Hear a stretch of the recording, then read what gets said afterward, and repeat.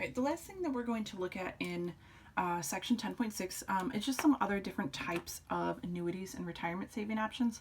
We're not going to go into a depth with these. We're not going to look at a bunch of different examples, just kind of some different definitions. So there's a few definition questions in the homework in this section, so just kind of pay attention to those. Some other types of annuities.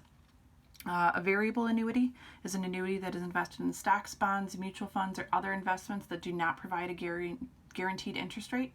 So it's variable because our interest rate changes.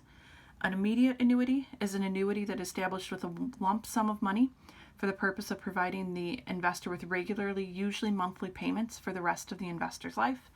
So this is another type of annuity that's possible. And then underneath here we have a bunch of retirement saving options. So IRA stands for individual retirement account.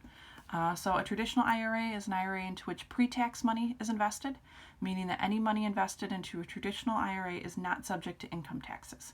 However, when money is withdrawn, the money is subject to taxes. So the idea is you pay the money in without taxes and then you pay the tax when you take it out. A Roth IRA is an IRA into which post-tax money is invested, meaning that the investor has already paid income taxes on the money invested. So when money is withdrawn, you do not have to pay income taxes on it.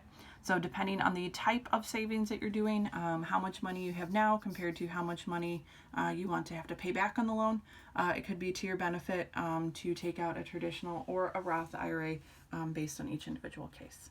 A 401k plan is a retirement savings plan that allows employees of private companies to make contributions of pre-income tax dollars that are then pooled with other employees' money. Then they're invested in a variety of ways. There's a little other information that's down there. A Roth 401k plan differs because, like a Roth IRA, the investor pays income tax on the money being used to invest in it. And then a 403b plan is another retirement plan similar to a 401k, but it's available only to employees of schools, civil governments, hospitals, charities, and other non-for-profit organizations. So there's definitely some similarities, but there are some differences. So again, the idea with this chapter is to give you some real-life applications, some real-life examples of when we can use this type of math, some different things that we need to think about and we need to consider. So this last page here, again, you don't necessarily need to memorize everything on here, but this just kind of gives you an idea of some of the different options that are available to you.